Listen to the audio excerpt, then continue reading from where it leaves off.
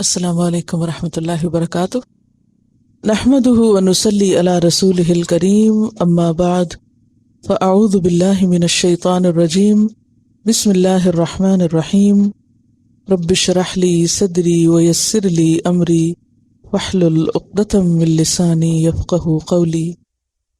آیت 86 سے تفسیر۔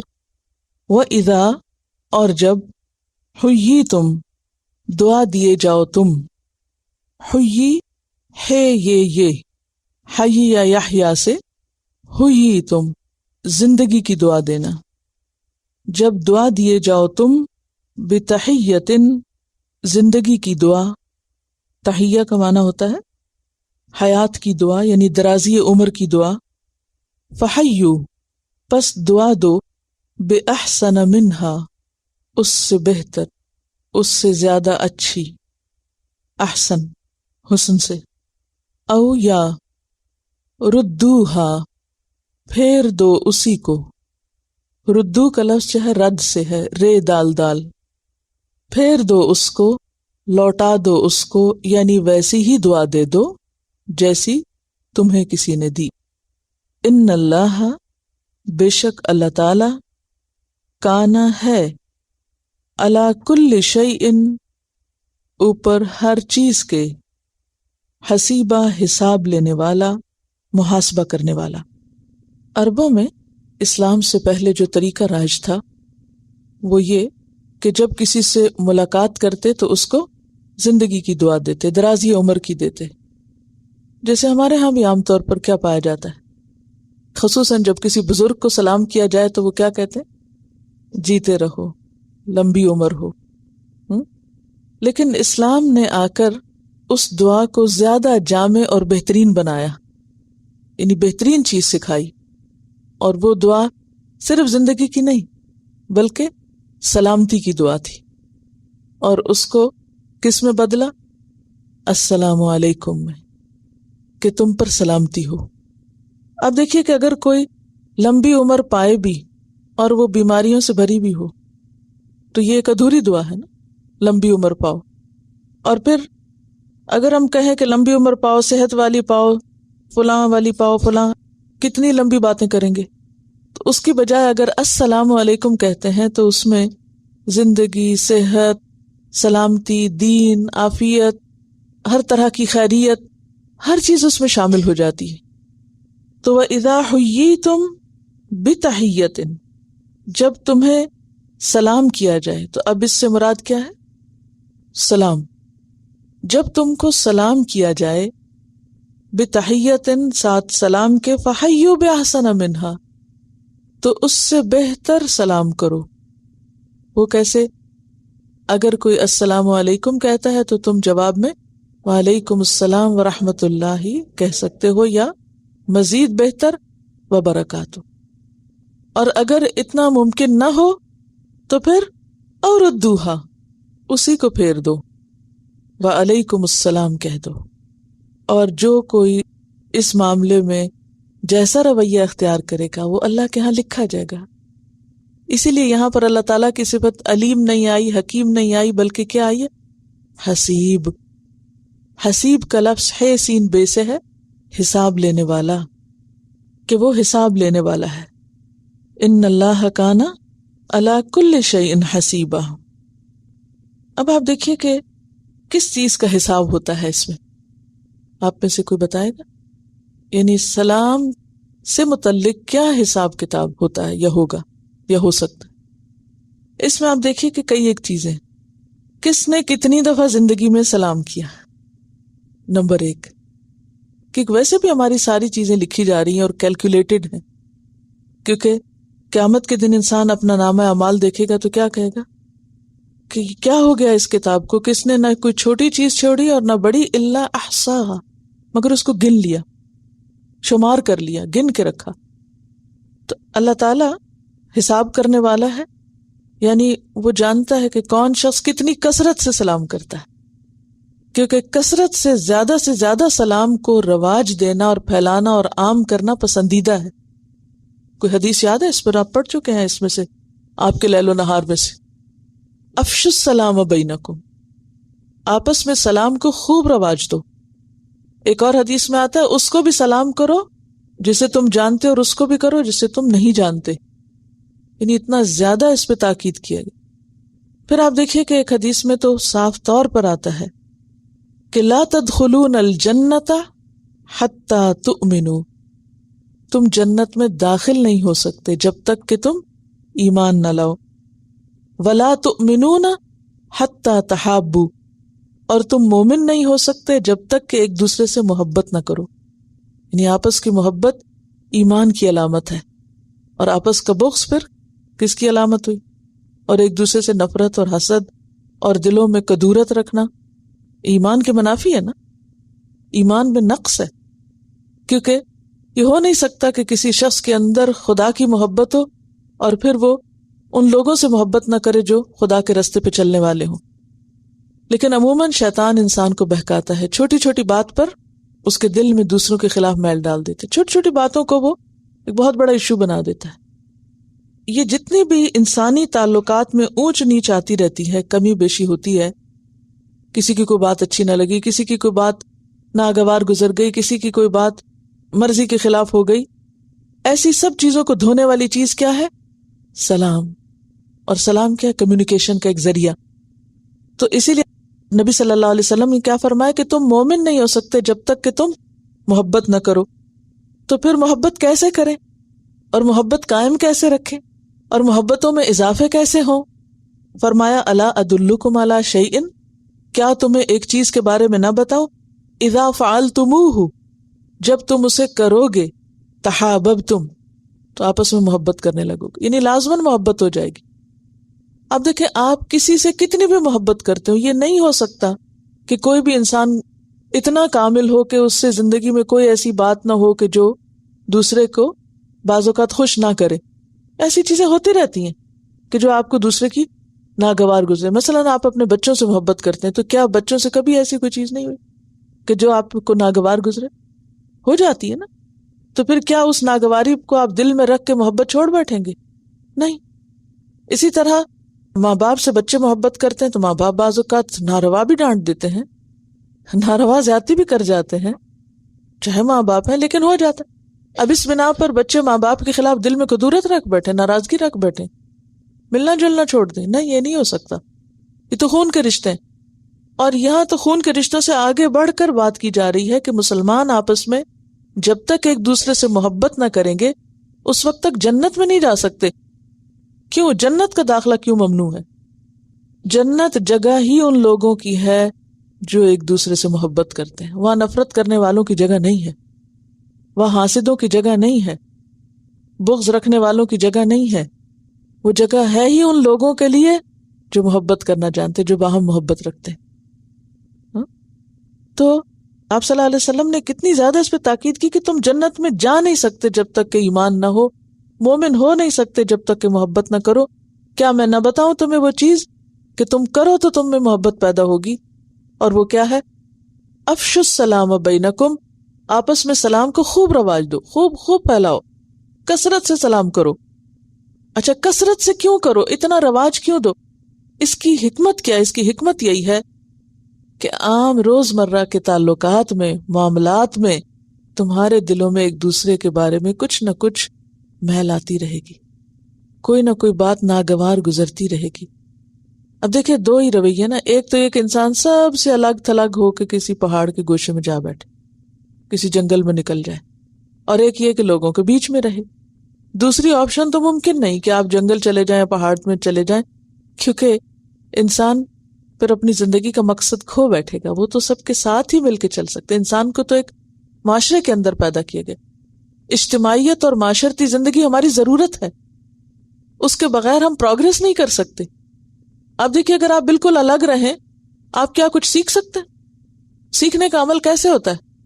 باہم انٹریکشن سے ہوتا ہے، میل جول سے ہوتا ہے. جب آپ لوگوں کے بیچ سوشلائز کرتے ہیں، لوگوں کے بیچ میں بیٹھتے ہیں، کچھ ان سے سیکھتے ہیں، کچھ انہیں سکھاتے ہیں، اور اس طرح آپ کا ذہن بھی ترقی پاتا ہے، آپ کو رہنے سہنے کا سلیقہ اور ڈھنگ آتا ہے. اور اگر آپ سب سے آئسولیٹ ہو کے صرف اپنی ایک دنیا بنا لیں اور اسی میں گم رہیں اور کوئی کسی سے تعلق نہ رکھیں، تو اس سے کیا ہوگا کہ آپ کی جو انٹلیکچوئل ایکٹیویٹی وہ بھی رک جائے گی، آپ کے سیکھنے کا پروسیس بھی ختم ہو جائے گا. اور اگر آپ سیکھتے کچھ نہیں تو آپ زندگی ڈھنگ سے گزار کیسے سکیں گے؟ آپ تو اپنے اوپر ایک بوجھ ہیں اور دوسروں پر ایک بوجھ ہے. تو اس لیے کیا ضروری ہے کہ انسان ایک دوسرے سے انٹریکٹ کرتا رہے. اور جب انٹریکٹ کرے گا، جب ساتھ نکلے گا تو لازماً ٹکراؤ ہوں گے. اور بڑے ٹکراؤ نہ بھی ہوں تو چھوٹے چھوٹے کلیشز ہوتے رہتے ہیں. کیا بہن بھائیوں میں چھوٹے چھوٹے کلیشز نہیں ہوتے؟ کوئی دن جاتا ہے کہ نہ ہو؟ مثلاً مثال دیجئے، بہن بھائیوں کے کلیشز کیا ہوتے ہیں؟ مثلاً کوئی آج کا ہی واقعہ بتا دیجئے. اس نے میری جرابیں پہن لی، میری جرابیں وہ پہن لیتے. اب آپ دیکھیں کہ اس میں اگر کسی نے دوسرے کی چیز استعمال کر لی تو غصہ آئے گا نا. اچھا، اور ایک سو رہا تھا، دوسرے نے زور سے دروازہ بند کیا اور بھول کے بند کر دیا، غصہ آئے گا نا. اچھا، اور کیا ہو سکتا ہے؟ کسی کی پلیٹ میں سے کچھ لے لیا. چھوٹی چھوٹی چیزیں، بے شمار چھوٹی چھوٹی چیزیں ہوتی ہیں جو گھر میں اکٹھے رہنے سے ایک دوسرے کے لیے تکلیف کا سبب ہوتی ہیں. بعض اوقات عادتوں کا اختلاف ہوتا ہے، مزاج کا اختلاف ہوتا ہے. اللہ نے ہر انسان کو بالکل ایک الگ چیز بنایا، کوئی انسان دوسرے جیسا نہیں ہے. جب ہر دوسرا انسان آپ سے مختلف ہے تو سوچ میں بھی فرق ہوگا، پسند اور ناپسند میں بھی فرق ہوگا، اور طریقہ زندگی میں بھی فرق ہوگا. ہر چیز میں اختلاف ہے آپ کا دوسرے سے. تو جب آپ رہ ہی اختلاف بھری دنیا میں رہے ہیں تو پھر اس میں لازماً یہ بات ہوتی ہے کہ انسانی تعلقات متاثر ہوتے ہیں. اب اس کے لیے دو ہی طریقے تھے، یا تو یہ کہ متاثر ہوتے رہیں اور کسی بڑے کلیش پہ جا کے ختم ہو، یا یہ کہ ان کی روز صفائی ہو. دیکھیے، آپ کو اپنے دل کی روز صفائی کرنی پڑتی ہے، اللہ کا ذکر کرنا پڑتا ہے، آپ کے دل کا میل اور وہ ایک ڈپریشن دور ہوتا ہے. آپ کو اپنا جسم دھونا پڑتا ہے، نہانا پڑتا ہے، ہاتھ منہ دھوتے ہیں آپ، گھر صاف کرنا پڑتا ہے، سڑکیں اور بازار، ہر چیز کی صفائی ضروری ہوتی ہے نا. اسی طرح انسانی تعلقات کے اختلاف اور ناگوار اور ناپسندیدہ باتوں کی صفائی بھی ضروری ہے دلوں سے، اور روزانہ ضروری. اور اس کا صرف ایک حل ہے، اور وہ کیا ہے؟ سلام. اب آپ دیکھیے کہ سلام سے کیا ہوگا. دیکھیے، سلام جب کثرت سے ہوگا تو اس کا لازمی نتیجہ ہے کہ اللہ کے رسول صلی اللہ علیہ وسلم کی بات سچی ہے کہ پھر محبت پیدا ہوگی دل میں. وہ جو غصہ تھا نا، مثلا ایک شخص نے آپ کا دل دکھایا اور پھر دل دکھا کے تو وہ دوسرے کمرے میں چلا گیا، تھوڑی دیر کے بعد پھر اندر آیا اور آ کے کہتا ہے السلام علیکم. کیا ہوگا؟ وہ جو پچھلی بات تھی وہ اگر پوری ختم نہ بھی ہو تو کچھ نہ کچھ اس کا اثر، اور بعض اوقات واقعی پوری کی پوری ختم ہو جاتی ہے صرف ایک جملہ بولنے سے، السلام علیکم. اچھا، یہ کیا ہے؟ وہ جو کمیونیکیشن ختم ہوئی تھی، وہ جو دروازہ پٹک کے گئے تھے، اب وہ کھولنے پر السلام علیکم سے کیا ہوا؟ دوبارہ کمیونیکیشن بحال ہو گئی. اور یہ بحال ہونا ضروری ہے. اگر کوئی شخص کسی پر زیادہ ہی غصے میں ہے تو صرف 3 دن کی اجازت ہے، 3 دن کی، کہ آپ 3 دن ناراض رہ سکتے ہیں، چاہے میاں بیوی ہیں یا کچھ اور. چوتھے دن اگر آپ نے ایک دوسرے سے صلح نہیں کی اور آپس میں تعلقات دوبارہ بحال نہیں کیے، اور خدا نخواستہ اس حال میں وفات ہو گئی تو کیا ہوگا معلوم ہے آپ کو؟ اگر کوئی کسی سے ناراض ہے اور کمیونیکیشن بند ہے، بول چال ختم ہے، اور اتنے میں ان میں سے ایک فوت ہو جاتا ہے تو نقصان کیا ہے؟ اس پر جنت ممنوع ہو جاتی ہے، وہ جنت میں نہیں جا سکے گا. پھر اسی طرح یہ ہے کہ ہر سوموار اور جمعرات کو انسانوں کے اعمال پیش ہوتے ہیں. جن 2 لوگوں کے درمیان لڑائی ہوتی ہے تو اللہ تعالیٰ کیا فرماتے کہ ان کے عمل روک لو حتیٰ کہ یہ آپس میں صلح کر لیں. اب آپ دیکھیں کہ حسیبہ میں یہ بات بھی آتی. ایک تو یہ ہے کہ کس نے کتنا اس کو رواج دیا. تو جنت میں جانے والوں کی علامت یا نشان یا عادت کیا ہے کہ وہ بہت زیادہ سلام کرنے والے ہیں، کیونکہ جنت میں جب جائیں گے فرشتے ان کو سلام کریں گے، وہ آپس میں ایک دوسرے کو سلام کریں گے. بلکہ اہل جنت کا جو ترانہ ہوگا یا جو ان کا شعار ہوگا وہاں پر، تحیتہم فیہا سلام. یہ اہل جنت کی صفت ہے. جس کو یہ عادت دنیا میں پڑ جائے وہ خوش قسمت ہے. یعنی ہر جنتی کو یہ الفاظ بکثرت دہرانے ہوں گے. تحیتہم فیہا سلام. پھر اہل جنت پر اللہ تعالیٰ کی طرف سے سلام آئے گا. فرشتے سلام کریں گے، آپس میں ایک دوسرے کو سلام کریں گے. اس پر پوری ایک کیسٹ موجود ہے السلام علیکم کے نام سے. اس میں ساری احادیث اور کافی ڈیٹیلز موجود ہیں. اس کو آپ ڈیٹیل کے لیے سن لیجئے، کیونکہ سلام کرنا جنت میں جانے کا نسخہ ہے، اور جواب دینا واجب ہے، لازم ہے. اگر کوئی شخص کسی کو سلام کرتا ہے اور دوسرا جواب نہیں دیتا تو وہ گناہگار ہے، کیونکہ وہ اللہ کے حکم کی نافرمانی کر رہا ہے. اذا حییتم بتحیۃ فحیوا باحسن منها او ردوها، کہ اس سے زیادہ بہتر کرو. اگر زیادہ بہتر کی توفیق نہیں تو کم از کم اتنا تو کرو جتنا کسی نے تمہیں کیا. جواب دینا واجب ہے، اور اگر کوئی نہیں جواب دیتا تو سخت گناہگار ہے. اس کا کوئی جواز نہیں. یعنی آپ کی کسی کے خلاف کتنی بھی ناراضگی، کوئی جواز نہیں کہ کوئی آپ کو سلام کرے اور آپ منہ موڑ کے ادھر دیکھنے لگے اور پھر جواب نہ دیں. کسی مومن کے اندر اس قسم کا کوئی کمپلیکس نہیں ہو سکتا، اور اس کے اندر ایسی انا اور ایسی رکاوٹ نہیں ہو سکتی، کیونکہ ایمان تو ساری انائیں توڑ دیتا ہے. تو بیسیکلی ابھارا اس چیز پر جا رہا ہے کہ تم کثرت سے سلام کرو، صرف سلام نہیں، کثرت سے. اب آپ دیکھیے کہ قیامت کے دن آپ کے نامہ اعمال میں سارے سلام بھی ہوں گے. اس شخص نے اتنے زیادہ سلام کیے، حساب ہوگا. تو جس کا جتنا نامہ اعمال زیادہ سلام سے بھرا ہوا ہوگا اتنا ہی وہ جنت میں زیادہ اچھی طرح داخل کیا جائے گا انشاءاللہ. اس میں آپ دیکھیے کہ جیسے گھر میں آپ کے ایسے رشتہ دار ہو سکتے ہیں، آئے ہوئے ہیں، کہیں آپ جا رہے ہیں، تو جہاں انٹریکشن ہوگا وہاں تو آپ سلام کریں گے، اور اگر انٹریکشن نہیں تو راہ چلتے ہوئے آپ جا رہے ہیں تو اس میں آپ اوائڈ کر سکتے ہیں، اور خصوصاً جب یہ نہ پتا ہو کہ کوئی مسلمان ہے یا نہیں. لیکن مثلاً آپ گھر میں، ہمارے یہاں جو کمبائنڈ فیملی سسٹم ہوتا ہے اس میں دیور ہے گھر میں، کوئی اور رشتہ ہے، تو اب یہ تو نہیں ہو سکتا کہ آپ جہان بھر کی اور ضروری باتیں کر لیں اور سلام ہی نہ کریں. تو جس سے بھی کام کلام ہوگا، مثلاً آپ دکان پر گئے ہیں، آپ سودا خرید رہے ہیں، ساری باتیں کر رہے ہیں نا، تو جہاں بھی انٹریکشن ہوگا، جہاں بھی آپ ضرورت کی کوئی بات کریں گے وہاں سلام بھی کریں گے. دیکھیے وہ 7 آدمیوں کو الگ سے تو کوئی نہیں کرتے کہ اس کو سلام، اس کو، اس کو. جب آپ سلام کرتے ہیں تو سب کو ہی ہو جاتا ہے، ٹھیک ہے، مجموعی طور پر ہوتا ہے. آپ اسپیشلی الگ کر کے سلام نہ کریں، لیکن یہ ہے کہ جنرلی جب اجتماعی طور پر سب بیٹھے ہوئے ہیں تو آپ سلام کر دیں، ٹھیک ہے. جسے ٹیلی فون اٹھاتے ہیں آپ تو السلام علیکم کہتے ہیں. اب آپ کو کیا پتا آگے کون ہے، مسلمان ہے یا کوئی مرد ہے یا عورت ہے، جو بھی ہے. اصل میں دیکھیے قرآن پاک میں جو عورتوں اور مردوں کی گفتگو ہے اس کے لیے ایک لفظ استعمال ہوا ہے، وَقُلْنَا قَوْلًا مَعْرُوفًا. قول معروف سے منع نہیں کیا گیا. قول معروف کیا چیز ہے؟ مطلب ایسی بات کہ جس کو عقل یا شرع ایکسپٹ کرے، یعنی اس میں کوئی ناگواری کی بات نہ ہو. اب آپ دیکھیں کہ مثلاً آپ کہیں ایسی جگہ داخل ہوتے ہیں جہاں مرد بیٹھے ہوئے ہیں، عورتیں بیٹھے ہوئے، آپ السلام علیکم کہتے ہیں، سلام کر کے آپ آگے اپنے کام چلے جاتے ہیں.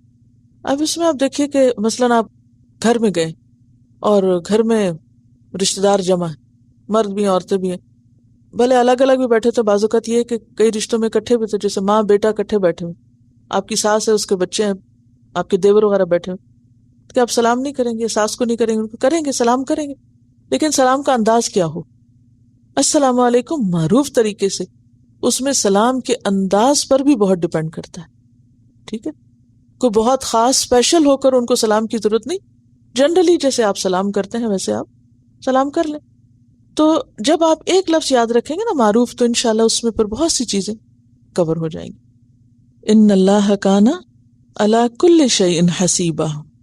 اچھا، حساب میں ایک پہلی بات یہ کہ کتنا زیادہ کوئی کرنے کا عادی ہے. نمبر 2 یہ کہ پھر جو ابتدا کرتا ہے اس کو اجر زیادہ ہوتا ہے، اس کو 30 نیکیاں ملتی ہیں، جواب دینے والے کو 10 ملتی ہیں. اب آپ دیکھیں سلام تو دونوں نے کیا، ایک کی نیکیاں زیادہ اور ایک کی کم. پہل جس نے کی تو وہ حسیبہ میں پھر کیا ہوگا؟ حساب ہوگا نا. کس نے پہل کی اور کس نے جواب دیا، کس کو 30 اور کس کو 10. ٹھیک ہے. اچھا پھر اس کے بعد آپ دیکھیے کہ جب آپ السلام علیکم ورحمۃ اللہ وبرکاتہ کہتے ہیں تو اس میں آٹومیٹیکلی زیادہ ہو جاتا ہے. ایک تو یہ ہے کہ اس میں مزید اگر کوئی کنفیوژن ہو تو آپ ضرور یہ کیسٹ سن لیجئے، کیونکہ سلام کے بارے میں اچھی طرح جاننا اس لیے بھی ضروری ہے کہ یہ جنت میں لے جانے والے کاموں میں سے ایک کام ہے، اور میں سمجھتی ہوں کہ اگر اس کی عادت ہو جائے، اس کی اہمیت پتہ ہوگی تو انشاءاللہ عادت بھی ہو جائے گی، تو اس کے فائدے بہت ہیں. اب اس میں آپ دیکھیے کہ یہاں جو بات کہی جا رہی ہے فَحَيُّوا بِأَحْسَنَ مِنْهَا، تو احسن میں ایک تو ورحمۃ اللہ وبرکاتہ شامل ہے، دوسرے کیا ہے کہ جو اس کا انداز ہے وہ بھی احسن ہونا چاہیے. یعنی کسی نے آپ کو سلام کیا بے روح طریقے سے یا بے دلی کے ساتھ، یا پروننسیشن ہی ٹھیک نہیں تھا، جیسے عموماً ہمارے ہاں سلام کا لفظ ہی بگڑ چکا ہے، حالانکہ السلام اللہ کے ناموں میں سے ایک نام ہے، اس کو بگاڑنا نہیں چاہیے. عموماً لوگ السلام علیکم یا السلام علیکم یا اس طرح کرتے ہیں، تو یہ سلام کا تو کوئی مطلب نہیں ہے نا، تو اس کو بگاڑ دیا.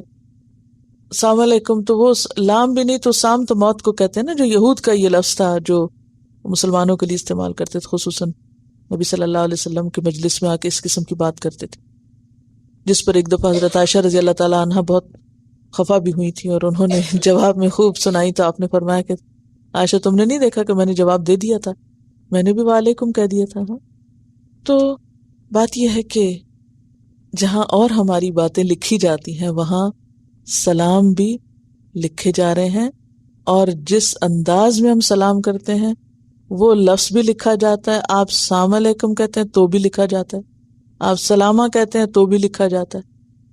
تو حساب چونکہ ہونا ہے اس کا، اس لیے پروننسیشن کا درست ہونا ضروری ہے. اچھا بعض لوگ دوسری ایکسٹریم پر نکل جاتے ہیں، وہ پھر اس کو بہت تجوید کے قاعدوں قانون سے پھر ایک اور مصنوعی انداز اختیار کر لیتے. تو جو ہم عام روٹین میں السلام علیکم یا ایک نارمل معروف طریقہ ہے اس پر ہی سلام کریں، یعنی سلام کو پھر بڑھا چڑھا کے بھی پیش نہ کریں کہ جس سے پھر وہ ایک مذاق کی چیز بن جائے. لیکن اس کا یہ مطلب نہیں کہ ہم اصل سے کم درجے پہ سلام کریں، جیسا ہے وہ لفظ ویسا ہی بولیں. تو احسن میں کیا آتا ہے، اس کا صحیح پروننسیشن بھی آتا ہے، اس کا انداز بھی آتا ہے کہ آپ سلام کے ساتھ مسکراہٹ بھی شامل کیے ہوئے ہیں، یا یہ کہ آپ دل سے سلام کر رہے ہیں، ایک روح کے ساتھ سلام کر رہے ہیں، کانشیسلی آپ سلام کر رہے ہیں. تو بِأَحْسَنَ مِنْهَا، کوشش یہ ہونی چاہیے کہ اگر کوئی شخص ہمارے ساتھ اچھا کر رہا ہے تو ہم اس کے ساتھ اچھا تو کریں ہی، لیکن زیادہ اچھا کیا ہے، اور بھی اچھا کریں. اب آپ دیکھیے اگر اس ایک آیت پر عمل ہو جائے ہمارے معاشرے میں، ہمارے ہر گھر میں، بتائیے کہ خرابیاں کیسے باقی رہیں گی، سب کچھ جڑ سے اکھڑ جائے گا. کہ ہر شخص ایک سلام کرے اور دوسرا صرف جواب نہ دے بلکہ احسن جواب دے، احسن احسن احسن. ایک نے سلام کیا، دوسرے نے اور اچھے سے جواب دیا، ایک نے پہل کی اور دوسرے نے اس سے بہتر طریقے پر رسپانس کیا. تو اس سے کیا ہوگا، تعلقات میں بہتری ہوگی. اور ردوہا، یا اسی کو لوٹا دو، یہ کم از کم درجہ ہے کہ تم اتنا تو جواب دو. بعض لوگوں کو مشکل ہوتی ہے جواب دینے میں بھی، اور جواب دینا بھی پسند نہیں کرتے، یا جواب دینے میں بھی سستی کرتے ہیں، یا پھر کیا کرتے ہیں وہ اس کو اہم نہیں سمجھتے، وہ کہتے ہیں نہ بھی دیا تو کیا ہوا. نہیں، دیکھیے کسی انسان کی ہم سے کوئی بھی زیادتی ہو تو اس زیادتی کا بدلہ اللہ لینے والا ہے، لیکن ہمارا فرض کیا بنتا ہے. مثلاً آپ کسی کو جواب اس لیے نہیں دیتے کہ اس نے آپ کے ساتھ بہت زیادتی کی، فار ایگزامپل ضرور کی ہوگی، مان لیا کی ہے، لیکن اس کا معاملہ اللہ پہ چھوڑیے. اللہ نے جو آپ کو کہا نا وہ آپ کیجئے، جو آپ کی ذمہ داری ہے، اور وہ کیا ہے. دیکھیے جب آپ اللہ کا حکم نہیں مان رہے، یعنی اللہ کے حکم کی خلاف ورزی ہے نا جواب نہ دینا، اور ردوہا نہ کرنا، یہ اللہ کے حکم کی نافرمانی. جب آپ اللہ کے حکم کی نافرمانی کر رہے ہیں تو پھر آپ اللہ کی رحمت سے خود محروم ہو رہے ہیں. کوئی شخص اللہ کی نافرمانی کر کے اللہ کی رحمت نہیں پا سکتا. اللہ کی رحمت آتی ہے اللہ کی فرما برداری سے. اور جب کوئی شخص اللہ کی خاطر کسی کو معاف کر دیتا ہے تو اس کا اجر بھی بہترین طریقے سے اللہ سے پاتا ہے۔ پھر آپ دیکھیے کہ اور ردوہا میں حضرت ابن عباس یہ کہتے ہیں کہ اس سے مراد یہ ہے کہ غیر مسلم تمہیں جن الفاظ میں سلام کرتا ہے انہی الفاظ میں تم اس کو لوٹا دو، ٹھیک ہے؟ یعنی احسن کس کے لیے ہے؟ مسلم کے لیے۔ ایک مسلمان کے لیے کیا پسندیدہ ہے کہ وہ دوسرے کو بہتر سے بہتر جواب دے، اور صرف ردوہا اگرچہ مسلمان کے لیے بھی ٹھیک ہے لیکن اس سے مراد غیر مسلم ہے۔ اگر وہ آپ کو ہیلو کرتے ہیں تو آپ کیا کریں؟ ہیلو کر دیں۔ آداب اگر کوئی کہے تو آپ اسے وعلیکم السلام کہیں گے نا آداب۔ یہ کیوں کہا گیا کہ جو وہ کہے وہی کہو؟ کیوں؟ وجہ یہ بھی سکھانے کا ایک طریقہ ہے نا، ٹھیک ہے؟ مثلاً آپ ایک مجلس میں بیٹھے ہوئے، ایک شخص آتا کہتا ہے السلام علیکم، آپ کہتے ہیں وعلیکم السلام، دوسرا آتا وہ کہتا ہے آداب، آپ کہتے ہیں آداب، تو اسے پتہ چلے گا کہ یہاں سلام ہو رہا ہے، یہاں مجھے کیوں یہ کہا گیا؟ کیونکہ غلطی میری اپنی ہے۔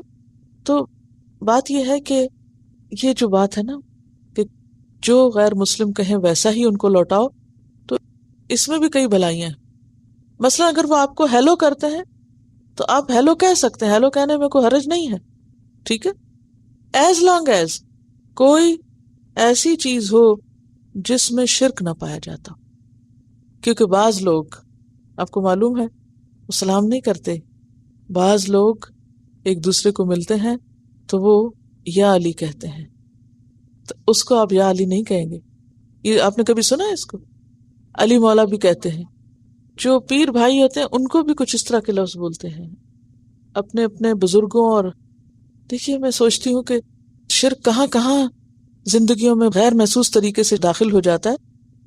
آپ دیکھیے کہ ہم مسلمان چونکہ اللہ سے محبت کرتے تو السلام اللہ کے ناموں میں سے ایک نام لے کر ہم دوسرے کو سلام کر رہے تھے، تو اسی طرح دوسرے لوگ اللہ سے بڑھ کر جس کو چاہتے ہیں تو وہ آپس میں ایک دوسرے سے ملاقات کے وقت اسی کا نام بلند کر رہے ہوتے ہیں، اسی کو پروموٹ کرتے ہیں نا۔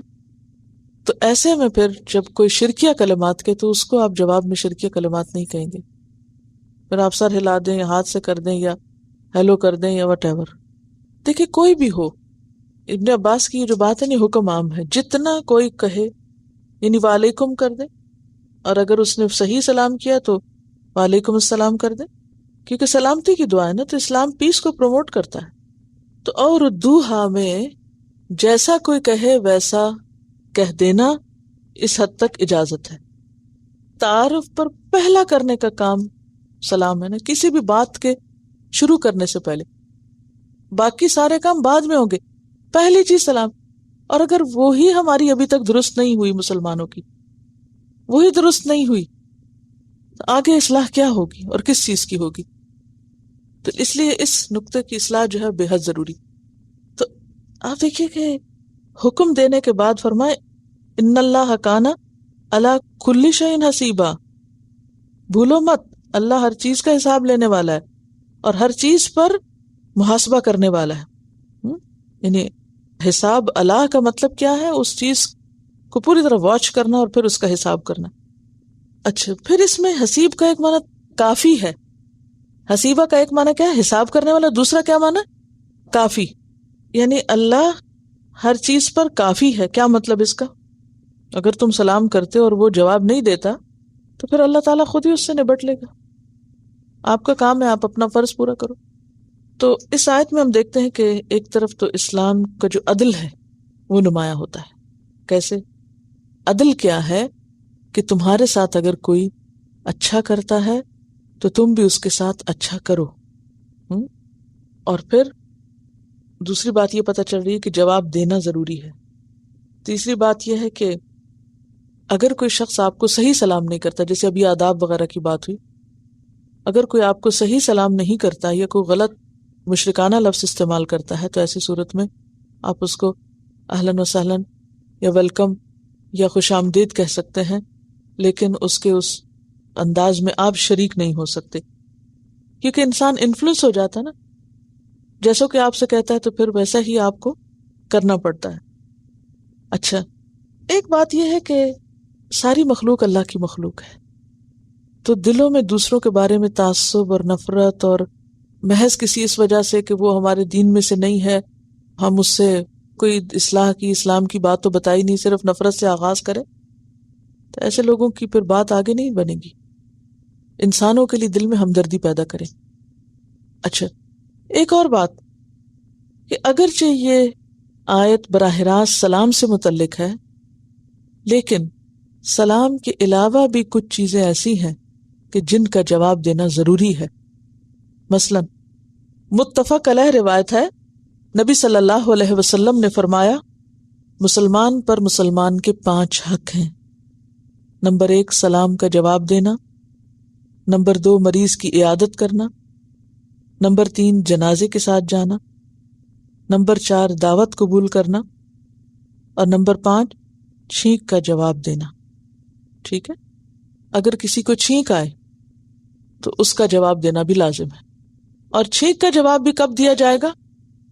جب کوئی چھینکنے کے بعد الحمدللہ کہے، اور اگر کوئی خود نہیں الحمدللہ کہہ رہا تو پھر جواب دینا بھی ضروری نہیں. ٹھیک ہے. پھر اسی طرح اگر کوئی آپ کو کسی خوشی کے موقع پر کوئی مبارکباد دیتا ہے تو اس صورت میں آپ کو بھی جواب میں کوئی نہ کوئی دعا دینی چاہیے. ٹھیک ہے. پھر اسی طرح اگر کوئی آپ کو ہدیہ دیتا ہے یا تحفہ دیتا ہے تو اس کا جواب بھی دینا چاہیے. یعنی موقع کی مناسبت سے آپ کو بھی کچھ نہ کچھ دوسرے کو دینا چاہیے.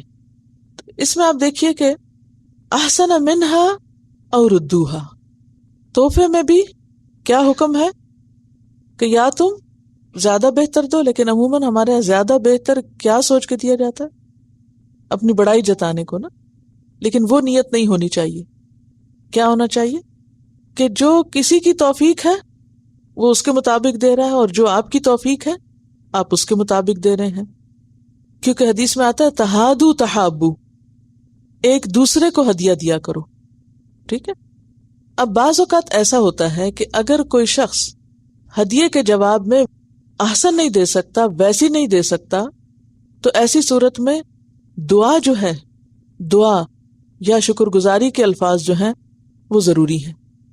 کیونکہ کمیونیکیشن جو ہے وہ 2 وے ہونی چاہیے، 1 وے نہیں ہونی چاہیے. واضح؟ اور ان ساری چیزوں کے پیچھے ان اللہ کان علی کل شیء حسیبا، یہ اس لیے بھی کہا گیا کہ جب ایک انسان دوسرے کے ساتھ بھلائی کرتا ہے تو جواباً کیا ایکسپیکٹ کرتا ہے؟ خواہ آپ کسی کو سلام کریں، خواہ آپ کسی کو تحفہ دیں، خواہ آپ کسی کے بیماری میں یا تکلیف میں اس کی مدد کریں، تو جواباً انسان کیا ایکسپیکٹ کرتا ہے کہ دوسرا بھی میرے ساتھ ایسا کرے. دوسرے کو حکم دیا گیا کہ ضرور کرو. لیکن بعض اوقات اگر کسی وجہ سے کوئی نہیں کر سکتا تو ایسے میں ہمیں کیا حکم دیا گیا، کیا تعلیم دی گئی ہے کہ جب کوئی تم پر احسان کرے تو تم اس کا بدلہ دو، اور اگر تم نہیں دے سکتے تو دعا دو. کیونکہ جو دعا دیتا ہے کسی کے احسان کے بدلے میں وہ ایک طرح سے بدلہ دے دیتا ہے. ٹھیک ہے. یعنی کسی نے آپ کے ساتھ کوئی احسان کیا، مثلا آپ چل رہے تھے، آپ کے پاس سامان بھاری تھا، وہ آپ نہیں اٹھا پا رہے، کسی نے اٹھا دیا آپ کے لیے، تو کیا ہو گیا؟ اس کا آپ پر احسان ہو گیا. کسی نے آپ کے لیے دروازہ کھول دیا، کسی نے آپ کے لیے جگہ بنا دی. تو ایسی صورت میں جتنے بھی احسان اور خیر خواہی کی چیزیں کسی انسان کی طرف سے آپ پر آتی ہیں تو آپ کا ذمہ بنتا ہے، اسلامی فرض بنتا ہے کہ آپ اس کا جواب لوٹائیں. اور اگر آپ کسی بھی طرح نہیں لوٹا سکتے تو دعا، ایون اگر کسی کو بولنے کی صلاحیت نہیں تو کم از کم مسکراہٹ، یعنی اکنالجمنٹ ضروری ہے.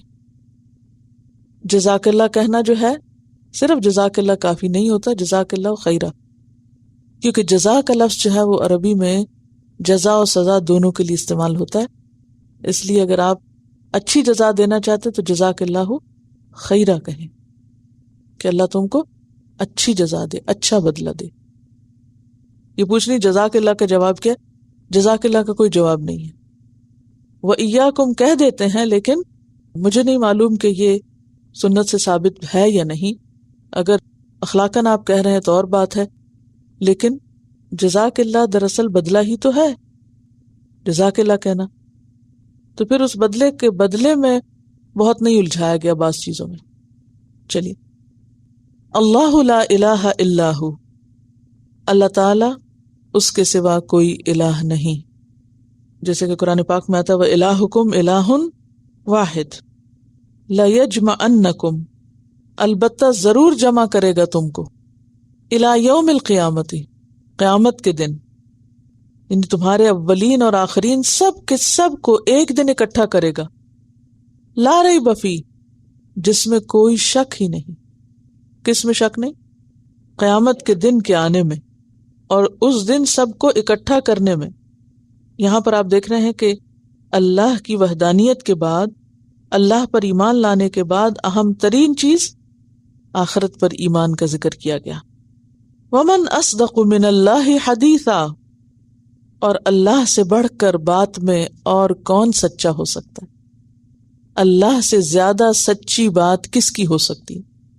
اصدق صدق سے ہے، صاد دال قاف. صدق کس کو کہتے ہیں؟ سچائی کو. اور حدیث کس کو کہتے ہیں؟ بات کو. یعنی اللہ کی بات سے بڑھ کر کس کی بات سچی ہو سکتی؟ تو اللہ کی کون سی بات بہت سچی ہے یہاں؟ کہ اللہ عبادت کے لائق ہے، اللہ ہی تمہارا الہ ہے، اور نمبر 2 قیامت کا آنا ضروری ہے، اور قیامت کے دن سب کا اکٹھا ہونا بھی ضروری ہے، اور سب سے سچی بات ہے لَيَجْمَعَنَّكُمْ إِلَىٰ يَوْمِ الْقِيَامَةِ لَا رَيْبَ فِيهِ. میرا سوال آپ سے یہ ہے کہ سلام کی آیت کے بعد اس آیت کی مناسبت کیا ہے؟ بات یہ ہے کہ جب بھی کوئی اہم حکم آتا ہے تو اس کو ایمان کے ساتھ ریلیٹ کر دیا جاتا ہے، آخرت کے محاسبے کے ساتھ جوڑ دیا جاتا ہے. پیچھے آپ دیکھ رہے تھے کہ یا ایھا الذین آمنوا کہہ کے اہم ترین حکم دیے گئے، اے ایمان والو. اور جیسے کہ ابن مسعود کا قول میں آپ کو بارہا سنا چکی ہوں کہ جب تمہیں اے ایمان والو کہہ کے پکارا جائے تو اپنے کان خوب لگاؤ، پوری توجہ سے بات سنو، کیونکہ یا تو اس میں کیا ہوگا، کسی کام کے کرنے کا حکم ہوگا یا کسی چیز سے روکا جائے گا، اور وہ کام جس کے کرنے کا حکم یا جس سے رکنے کا حکم ہو وہ ایمان کا حصہ شمار ہوگا. اب یہاں پر آیت کے شروع میں یا ایھا الذین آمنوا نہیں کہا گیا، ٹھیک ہے، لیکن تم کہا گیا. تم کون ہو یہاں؟ مسلمان، اہل ایمان. تو جب تم سلام کیے جاؤ تو پھر تم اچھے سے جواب دو، اور یاد رکھو کہ اللہ حساب لینے والا ہے. یہ حساب کہاں لے گا، کب لے گا، کیوں لے گا؟ اس لیے کہ وہ الہ ہے، وہ معبود ہے، یہ سارے حکم اس نے دیے. کب لے گا؟ قیامت کے دن لے گا، اور ضرور لے گا. اور اللہ کی بات سے سچی بات کسی اور کی نہیں، کہ جو کچھ تمہیں بتایا جا رہا ہے یہ بالکل سچ ہے، اس میں کوئی شک و شبہ کی گنجائش نہیں. اب یہ تو تھے باہم مسلمانوں کے مسلمانوں سے تعلقات یا اچھے تعلقات کی ضرورت پر بات. اور یاد رکھیں، جب تک انسان کے دل میں آخرت کا خوف نہ ہو تو کوئی دوسری چیز نہیں جو انسانوں کو مجبور کر سکے کہ وہ آپس میں ایک دوسرے کے ساتھ تعلقات اچھے رکھیں. کیونکہ دلوں کے معاملات بڑے نازک ہوتے ہیں، بعض اوقات چھوٹی چھوٹی باتیں جو انسان محسوس کر لیتا ہے وہ دل میں بٹھا لیتا ہے، اور اگر خدا کا خوف اور آخرت کا خوف نہ ہو تو اپنے دلوں کو صاف نہیں کر سکتا. لیکن جس کو یہ یقین ہو کہ آج اگر میں اللہ کے لیے کسی کو معاف کر دوں گا تو کل اللہ سے بہترین بدلہ پاؤں گا، تو پھر یہ ہو نہیں سکتا کہ وہ معاف نہ کرے، وہ اپنے تعلقات کو درست نہ کرے. اب آپ دیکھیے کہ انسانی معاشرے کے اندر مختلف طرح کے لوگ ہوتے ہیں. کچھ تو واقعی سچے مومن ہوتے ہیں، اور سچے مومن کیا ہوتے ہیں کہ جب ان کے سامنے اللہ کا ذکر کیا جائے تو ان کے دل کانپ اٹھتے ہیں، پھر وہ اڑے نہیں رہتے، کسی چیز پر اصرار نہیں کرتے، اپنی غلطی کو فوراً مان لیتے ہیں. لیکن اسلامی معاشرے کے اندر مدینہ کی ریاست میں بھی اور بعد کے ادوار میں بھی ہمیشہ کچھ منافق بھی رہے. اب یہاں منافقین کا حال ہے. حضرت زید بن ثابت کہتے ہیں کہ جب نبی صلی اللہ علیہ وسلم احد کی طرف نکلے تو کچھ لوگ آپ کو چھوڑ کر مدینہ واپس آ گئے. پیچھے پڑ چکے نا آپ، کتنے لوگ تھے وہ؟ 300 لوگ تھے. ان واپس ہونے والوں کے بارے میں صحابہ کرام کے 2 گروہ ہو گئے. کچھ کہتے تھے نہیں چونکہ یہ کلمہ پڑھتے ہیں اس لیے یہ مسلمان ہیں، کچھ کہتے تھے نہیں انہوں نے نبی صلی اللہ علیہ وسلم کا ساتھ چھوڑ دیا، یہ مسلمان نہیں ہو سکتے۔ تو ایک گروہ کہتا کہ ہم ان کے ساتھ لڑائی کریں گے، دوسرا کہتا کہ ہم ان سے لڑائی نہ کریں گے، تو اس وقت یہ آیت نازل ہوئی تھی۔ اسی طرح بعض لوگ ہجرت کر کے مدینہ آ جاتے، پھر جب یہاں آتے تو دیکھتے کہ بھئی اسلام میں تو بہت ڈسپلن ہے اور بہت سی چیزیں کرنی پڑیں گی، اور یہ تو بار بار پہ جنگ کے لیے بھی بلا لیتے ہیں کیونکہ مدینہ کے حالات اس وقت بہت خوف اور خطر میں تھے، تو ان کو یہ ساری پابندیاں اور قربانیاں بہت بھاری معلوم ہوتی تھی۔ تو وہ کیا کرتے تھے، ایک دفعہ ہجرت کرتے، جب دیکھتے کہ بڑی مشکلات ہیں تو واپس لوٹ جاتے۔ اس بارے میں مسلمانوں کے اندر، یعنی سچے مخلص مسلمانوں کے اندر کیا بن گئے، دو گروہ بن گئے۔ کچھ کہتے کہ چونکہ وہ مسلمان ہوئے تھے، ہجرت کی، تو اس لیے وہ مسلمان ہی ہیں، اب اگر وہ واپس چلے بھی گئے ہیں تو انہیں ہمیں کچھ نہیں کہنا، یعنی کہ ان کو مسلمان ہی کنسیڈر کرنا ہے، اور اگر کسی جنگ وغیرہ میں وہ شریک ہو کے دشمنوں کے ساتھ آئیں تو ان کو ہم کچھ نہیں کہیں گے کیونکہ وہ کلمہ گو ہے۔ دوسرے مسلمان کہتے کہ نہیں، اگر وہ واپس چلے گئے ہیں مدینہ کو چھوڑ کر اور دشمنوں کے ساتھ جا ملے ہیں اور دشمنوں کے ساتھ مل کر جنگ کرنے کو بھی آ گئے ہیں، تو ہم ان کو سپیئر کیسے کر سکتے ہیں؟ تو یہ کنفیوژن تھی نا ان کے درمیان، اس کو یہاں دور کیا جا رہا ہے۔ اگر یہ بیک گراؤنڈ آپ کو یاد رہے تو اگلی آیات سمجھنا کچھ بھی مشکل نہیں، تیزی سے گزر جائیں گے آپ۔ فما لکم، پس کیا ہے تم کو، یعنی ایسا نہیں ہونا چاہیے، ہے تو سوال، ما لکم کیا ہے تمہیں، لیکن یہ سوال کون سا ہے؟ استفہام انکاری ہے۔ استفہام کہتے ہیں سوال کرنے کو، تو سوال ہے انکار کے لیے، استفہام انکاری۔ فما لکم کیا ہے تم کو، یعنی ایسا نہیں ہونا چاہیے۔ فی المنافقین، کے منافقین کے بارے میں، فئتین، دو گروہ بن گئے۔ اختلاف سے منع کیا جا رہا ہے کہ ایسے معاملات میں اختلاف کیوں ہے تم میں، توبیخ ہے، ایک طرح سے ڈانٹ ہے۔ واللہ ارکسہم بما کسبوا، حالانکہ اللہ نے ان کو اوندھا کر دیا ہے، الٹا کر دیا ہے، لوٹا دیا ہے، بوجہ اس کے جو انہوں نے کمائی کی۔ کیا کمائی کی تھی انہوں نے؟ رسول اللہ صلی اللہ علیہ وسلم کے حکم کی نافرمانی، ٹھیک ہے۔ کسبو سے مراد یہاں کیا ہے؟ نبی صلی اللہ علیہ وسلم کی نافرمانی۔ کب؟ جنگ احد میں۔ تو ان کی اس نافرمانی کا نتیجہ کیا ہوا کہ وہ الٹے پھر گئے۔ ارکسا کا لفظ جو ہے رے کاف سین سے ہے۔ رکس کہتے ہیں سر کے بال الٹا کرنا۔ امیجن کریں، سر کے بال الٹا کرنا، اوپر سے نیچے کو اوندھا پھینکنا، کسی چیز کو الٹا کر کے اس کو الٹا گرانا، یہ ہے اس کا لفظی معنی۔ لیکن ضروری نہیں کہ فزیکلی ہو، بلکہ عقل کا پھر جانا، عقل کا اوندھا ہونا، مت ماری جانا، یہ عام استعمال ہوتا ہے نا، فلاں کی تو مت ماری گئی یا اس کی عقل ماری گئی، یعنی ان کا تو دماغ ہی چل گیا، ان کی تو سمجھ میں نہیں آتا۔ یعنی مت ماری جانا کا مطلب ہے کہ اب وہ حیران پریشان ہیں، ان کو سمجھ ہی نہیں آتا کہ وہ کریں کیا۔ اور یہ کیوں ہوا؟ کیونکہ انہوں نے نبی صلی اللہ علیہ وسلم کی نافرمانی کی تھی۔ اب آپ ذرا سوچئے، مدینہ نقشہ ذہن میں لائیے، مدینہ سے سب نکل رہے ہیں، احد کی طرف آ رہے ہیں، ٹھیک ہے، آدھے راستے پہ آ کے 300 لوگ واپس جا رہے ہیں، احد کو پیچھے کر کے واپس جا رہے ہیں۔ اب یہ کیسے پھر رہے ہیں؟ الٹے پھر رہے ہیں، جا رہے ہیں نا، انہیں جانا تھا کہاں؟ احد کی طرف، اور وہ کدھر جا رہے ہیں؟ واپس مدینہ کی طرف۔ یہ ان کا الٹا پھرنا ہے، ٹھیک ہے۔ تو اللہ تعالیٰ الٹا پھرنے والوں کو پھر کیا کرتا ہے؟ الٹا ہی پھیر دیتا ہے، پھر ان کی مت ماری جاتی ہے، پھر ان کی عقل اوندھی ہو جاتی ہے۔ اور جب بھی کوئی شخص اللہ کا راستہ چھوڑ کر، دین کا راستہ چھوڑ کر نافرمانی کا راستہ اختیار کرتا ہے تو پھر وہ لاسٹ ہو جاتا ہے، پھر اس کی عقل ماری جاتی ہے، پھر وہ اچھے اور برے میں، حق اور ناحق میں تمیز نہیں کر سکتا۔ یہ گناہ کی سزا ہوتی ہے، اور خصوصاً کون سے گناہ کی؟ نبی صلی اللہ علیہ وسلم کی نافرمانی یا آپ کی سنت کی خلاف ورزی کی سزا۔ then you are nowhere، آپ کہیں کے بھی نہیں۔ واللہ ارکسہم، اللہ نے ان کو واپس پھیر دیا، اللہ نے ان کی عقل پھیر دی ان کی غلط کاریوں کی وجہ سے. تو جب وہ الٹے پھرے تو ان کی عقل پھر گئی، ان کا دل پھر گیا، تو گویا وہ اسلام کی حالت میں تو نہیں ہے، تو کفر کی حالت میں لوٹ گئے.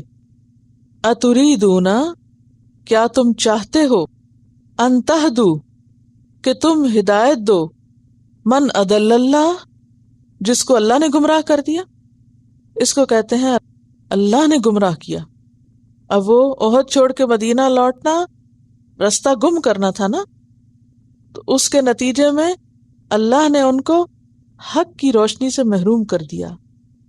جب انہوں نے نبی صلی اللہ علیہ وسلم کا ساتھ چھوڑ دیا، مشکل میں آپ کو تنہا چھوڑ دیا، تو پھر ایسے لوگوں کا اللہ کہاں سے مددگار ہو سکتا ہے اور کیسے مددگار ہو سکتا ہے؟ ان تنصر اللہ ینصرکم، اگر تم اللہ کی مدد کرو گے تو اللہ تمہاری مدد کرے گا، اور اگر تم اللہ کے رسول کی یا اللہ کی نافرمانی کرو گے، واپس پلٹو گے، تو اللہ بھی تم کو پھیر دے گا. پھر تم نیکی سے دور ہوتے چلے جاؤ گے اور گناہوں میں آگے سے آگے ہوتے چلے جاؤ گے. اس سے زندگی کا بڑا اہم اصول پتہ چلتا ہے کہ جو شخص اللہ کے رسول صلی اللہ علیہ وسلم کا اتباع کرتا ہے اور آپ کی سنت کو تھام لیتا ہے، تو اللہ تعالیٰ اس کا دل کھول دیتا ہے اور وہ خیر اور بھلائی کے کاموں میں آگے بڑھتا جاتا ہے. اور اگر کوئی اس کو چھوڑ دیتا ہے تو پھر اس کے لیے نیکی کے راستے مشکل ہوتے چلے جاتے ہیں. اب آپ دیکھیے کہ مثلاً پیچھے سلام کرنے کا کہا گیا، اسی ایک مثال کو لے لیجیے. ایک سنت ہے، یہ سلام کرنا کیا سنت ہے، دین کا شعار ہے، مسلمان کی پہچان ہے. جب دو مسلمان آپس میں ملے تو سلام کرے. اب اگر کوئی شخص اس سنت پر عمل نہیں کرتا، نتیجہ کیا ہوتا ہے؟ تعلقات اچھے نہیں رہتے. جب تعلقات اچھے نہ رہیں، مثلاً شوہر بیوی ہیں یا بہن بھائی ہیں، خون کے رشتے ہیں، وہ دونوں آپس میں ایک دوسرے سے منہ موڑ جائیں، نتیجہ دیکھیے کیا ہوگا. پھر وہ جو ابتدا ہوئی تھی سلام نہ کرنے سے، وہ دلوں کی میل بڑھتے بڑھتے، غیظ، غضب، غصہ بڑھتے بڑھتے کتنے گناہوں کو جنم دیتی ہے یہ چیز آگے جا کے. جب آپ کا دل کسی کے لیے اچھا نہیں ہوتا تو پھر آپ چپ کر کے بیٹھتے ہیں، اور اگر چپ بھی بیٹھے تو کیا کرتے رہتے ہیں؟ مثلاً آپ کسی سے ناراض ہیں اور اب آپ چپ بیٹھے ہیں، تو چپ بیٹھ کے بھی کیا کرتے ہیں؟ کڑتے رہتے ہیں اور بدگمانیوں کو پالتے چلے جاتے ہیں دماغ میں.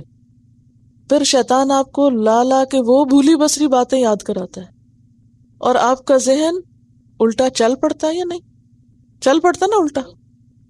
آپ اچھے خاصے سیدھے چل رہے تھے، جب آپ کو کسی سے شکایت ہوئی، کسی کی کوئی بات اچھی نہیں لگی، آپ نے کمیونیکیشن بند کر دی. اب آپ پہلے کیا سوچتے تھے؟ اس کی خیر کے لیے، بھلائی کے لیے. اور جب کمیونیکیشن ہوتی ہے تو پھر آپ اچھے اچھے مشورے بھی کرتے ہیں. پھر آپ کیا کرتے ہیں؟ ایک دوسرے کے ساتھ تعاون علی البر والتقوی ہوتی ہے، ایک دوسرے کے ساتھ تعاون کرتے ہیں نا، مدد کرتے ہیں. جب وہ مدد نہیں رہتی تو پھر کیا ہوتا ہے؟ سوچئے ذرا. میرے خیال ہے آپ کو میری بات نہیں سمجھ آ رہی. نہیں آ رہی؟ دیکھیے اس طرح آگے سے جواب دینا بھی لازم ہے یا نہیں؟ اذا حییتم بتحیۃ، جب آپ سے کچھ پوچھا جائے تو آپ نیچے کو سر کر لیتے ہیں. جواب دیا کریں، اس سے سیکھنے میں مدد ملے گی. کیونکہ انسانی تعلقات بے حد اہم چیز ہیں انسانی ترقی کے لیے، ذہنی ترقی کے لیے، دین اور ایمان کی ترقی کے لیے. آپ کو اس کے اچھے تعلقات بہت ضروری ہیں. مثلاً ہسبینڈ وائف ہے تو بھی دین میں ایک دوسرے کے ساتھ تعاون کرتے ہیں نا، پھر زندگی گزارنے میں ایک دوسرے سے تعاون کرتے ہیں، زندگی کی مشکلات میں ایک دوسرے کے ساتھ مل کے مقابلہ کرتے ہیں ان مشکلات کا. اور اگر آپ الگ الگ ہیں، آپ کی سوچ الگ الگ ہے، تو اکیلے اکیلے کون کس کس کا مقابلہ کرے گا؟ زندگی کا سفر دوبھر ہو جاتا ہے. اسی طرح دو دوست ہیں، دین کے نام پر دوست بنے، اگر کمیونیکیشن بحال ہوگی تو کیا ہوگا؟ روز اچھی اچھی باتیں کریں گے نا، آپس میں ملیں گے، اچھا تم نے کیا پڑھا، میں نے کیا کیا، یہ کیا وہ کیا. اس آپس کے انٹریکشن سے ذہنی ترقی ہوگی. اور اگر آپ دونوں ایک دوسرے سے ناراض ہیں اور نہ ایک دوسرے سے بات کر رہے ہیں، وہ ذہنی ترقی اکیلے بیٹھ کے ہوگی؟ اس کی بجائے کیا ہوگا؟ شیطان آئے گا، وہ آپ کو الٹا چلا دے گا. اب وہی بات ہے جو خیر کی سوچتے تھے آپ، وہ شر کی سوچنے لگیں گے. اب آپ منصوبے بنانے لگیں کہ میں اس کو لیٹ ڈاؤن کیسے کروں. اچھا پھر آپ نے کسی سے اس کی تعریف سن لی تو وہاں آپ کی زبان کھل جائے گی، نہیں وہ میری دوست ہے، مجھے پتا، میں تمہیں بتاتی ہوں کیا چیز ہے. اچھا بدگمانی سے کیا ہوا؟ غیبت شروع ہو گئی. غیبت سے کیا ہوا؟ الزام تراشی شروع ہو گئی. اچھا وہ بات اس کو پلٹ کے پتہ چل گئی، اس فلاں نے تمہارے لیے یہ کہا تھا، اس سے ایک اور فساد شروع ہو گیا. وہ جو آپ خیر و بھلائی کے ساتھ نیکی میں ترقی کر رہے تھے، وہ آپ شر میں ترقی کر، تو الٹا پھر گئے نا. کہاں سے الٹے پھرے؟ کس پوائنٹ سے آپ الٹے پھرنے شروع ہوئے؟ اس سنت سے منہ موڑنے سے الٹے پھرے، اس سنت کو چھوڑنے سے آپ الٹے پھرے، اور الٹے پھر کے آپ فساد میں دور چلے گئے. حاصل کیا ہوا؟ دین کو کیا فائدہ ہوا؟ فائدہ کس کا ہوا؟ شیطان کا ہوا. وہ آپ کو اپنا ساتھی بنانے میں کامیاب ہو گیا. تو یہاں پر یہ جو جملہ ہے نا، واللہ ارکسہم بما کسبوا، یہ بہت عام جملہ ہے. ارکسا نیا لفظ ہے نا، اس لیے شاید آپ کے دماغ میں ٹک نہیں رہا. اللہ نے ان کو الٹا پھیر دیا ان کی کمائی کی وجہ سے، ان کی اس غلطی کی وجہ سے. اور غلطی کیا تھی؟ جنگ احد کے دن منافقین کی، نبی صلی اللہ علیہ وسلم کی نافرمانی، اور آپ کو تنہا چھوڑ جانا اور واپس پلٹ جانا. ایسے میں جب کوئی شخص سنت کو چھوڑتا ہے، آپ کے طریقے کو چھوڑتا ہے، اللہ کو ناراض کرتا ہے، تو وہ ہدایت میں نہیں گمراہی میں ترقی کرتا ہے. اور جب کوئی گمراہی میں ترقی کرنے لگتا ہے، پھر ایسے شخص پر کسی کی نصیحت کارگر نہیں ہوتی. اتریدون ان تہدوا من اضل اللہ، جسے اللہ بھٹکا دے اسے تم ہدایت دو گے؟ پھر ایسے بندے کو کوئی انسان ہدایت نہیں دے سکتا، کسی کی بات اس کو فائدہ بھی نہیں دیتی. وَمَن يُضْلِلِ اللَّهُ، اور جس کو اللہ بھٹکا دے، فَلَن تَجِدَ لَهُ سَبِيلًا، تو تم اس کے لیے ہرگز کوئی رستہ نہ پاؤ گے. کون سا رستہ؟ ہدایت کا رستہ، اصلاح کا رستہ. یعنی جس کو اللہ بھٹکا دے اس کے لیے پھر ہدایت کا دروازہ بند. اسی لیے نبی صلی اللہ علیہ وسلم کو بھی کہا گیا تھا، اِنَّكَ لَا تَهْدِي مَنْ أَحْبَبْتَ، آپ اس کو ہدایت نہیں دے سکتے جس سے آپ محبت رکھتے ہو. بعض اوقات انسان اپنے پیاروں کے لیے کیا چاہتا ہے کہ ان کو ہدایت ہو جائے، اور ہر طریقہ اور تدبیر اختیار کرتا ہے، کامیاب نہیں ہوتا. تو انسان کے ہاتھ میں نہیں ہوتا، کیونکہ جب ان کا دماغ چلا ہوا اور انہوں نے خود ڈیسیژن کچھ اور لیا ہوا، تو آپ کیا کر سکتے ہیں؟ لیکن جب تک وہ خود انٹرسٹ نہیں شو کرتا، خود سنجیدہ نہیں، تو آپ کی نصیحتیں اس پہ کارگر نہیں ہو سکتی. تو یہاں بہت ایک اہم بات کہی جا رہی ہے کہ اختلاف ناپسندیدہ ہے مسلمانوں کا. فما لکم فی المنافقین فئتین، اور دوسری بات یہ کہ برے اعمال انسان کی ہلاکت کا سبب ہوتے ہیں. صغیرہ گناہ بھی بعض اوقات انسان کو کبیرہ گناہ کی طرف لے جاتے ہیں، اور کبیرہ گناہ انسان کو کفر کی طرف لے جاتے ہیں، اور کفر انسان کو کہاں لے جاتا ہے؟ جہنم میں لے جاتا ہے. تو اس کے لیے بے حد ضروری ہے کہ مرض کا علاج بر وقت کیا جائے. اگر کسی بھی مرض کا علاج بر وقت نہ ہو تو کیا ہوتا ہے؟ ہلاکت، موت. اور پھر یہ کہ ہدایت اور گمراہی سراسر اللہ کے ہاتھ میں. اللہ جس کو چاہتا ہے ہدایت دیتا ہے، تو پھر وہ دیکھتا ہے نا کہ کون ہدایت کے لائق ہے. تو یہاں منافقین کا ذکر اس لیے بھی کیا گیا کہ معاشرے میں منافقین کا طرز عمل انتشار کا اور بدامنی کا باعث ہوتا ہے. ودو، وہ چاہتے ہیں. کون چاہتے ہیں؟ منافقین چاہتے ہیں. اور ود کس کو کہتے ہیں؟ دل سے چاہنا، بکل قلب. یعنی اپنے دلوں میں چاہتے ہیں. یعنی ایک ہوتی ہے نا محبت، اور ایک ہوتی ہے ود. ود جو ہے محبت سے بھی آگے. ودو، وہ دلوں میں چاہتے ہیں. لو تکفرون، کاش تم بھی کفر کرتے. کس کے بارے میں چاہتے ہیں وہ؟ مسلمانوں کے بارے میں. کما کفروا، جیسے انہوں نے کفر کیا، جیسے انہوں نے رسول کی نافرمانی کی، یہ چاہتے ہیں تم بھی کر دیتے. کیوں یہ چاہتے ہیں وہ کہ تم بھی کرو نافرمانی؟ وہ تمہیں بھی کیوں اکساتے ہیں؟ تاکہ وہ اور تم برابر ہو جاؤ. فتکونون سواء، پھر تم ہو جاؤ انہی کے ساتھ برابر. کس میں؟ کفر میں. تاکہ وہ اندھیرے میں تو تم بھی آ جاؤ، تو سب کا حال ایک جیسا ہو جائے. فلا تتخذوا، پس نہ تم بناؤ، منہم، ان سے، اولیاء، دوست. انہیں دوست مت بناؤ. اولیاء کس کی جمع ہے؟ ولی. ولی ولایت سے قریب، جس سے قریبی تعلق ہو. جیسے کہ سورۃ الممتحنہ میں آتا ہے نا، لا تتخذوا عدوی وعدوکم اولیاء، میرے اور اپنے دشمنوں کو دلی دوست نہ بناؤ. حتیٰ، یہاں تک کہ یہاجروا، وہ ہجرت کریں، فی سبیل اللہ، اللہ کے راستے میں. یہاں تک کہ وہ اللہ کے راستے میں ہجرت کریں. یعنی جو ہجرت کے بعد واپس پلٹ گئے کہ بھئی مدینہ میں رہنا تو بہت مشکل ہے، یہاں تو بڑی پابندیاں ہیں، یہاں تو روز روز جنگ میں جانا پڑتا ہے، چلو واپس. تو شرط لگا دی گئی ان کے اسلام کے اخلاص کی، کیا؟ کہ وہ ہجرت کریں. اب دیکھیے کہ جب کوئی شخص دین میں آتا ہے نا تو اللہ تعالی اس کو بار بار امتحان میں ڈالتا ہے. کس لیے؟ یہ دیکھنے کے لیے کہ یہ اپنے اس کاز میں، اپنے اس مشن میں کتنا سچا ہے، کتنا خالص. اب منافقین اسلام کے جھنڈے تلے تو آ گئے مدینہ میں. اب اس کے بعد وہ کیا چاہتے تھے کہ بس ہمارا اسلام کا ڈکلریشن کافی ہے، اس سے زیادہ تم کچھ کرنے کو نہ کہو ہمیں. آج بھی آپ دیکھیں کہ مسلمان کیا چاہتے ہیں، بہت سے کیا مسلمان تو رہنا چاہتے ہیں لیکن اسلام کے لیے کچھ کرنا نہیں چاہتے، اور نہ تم ہمیں کہو کچھ کرنے کو، قربانی نہیں دینا چاہتے کہ یہ ہمارا ذاتی معاملہ ہے. اسلام ذاتی معاملہ نہیں ہے، اسلام ایک اجتماعی معاملہ بھی ہے.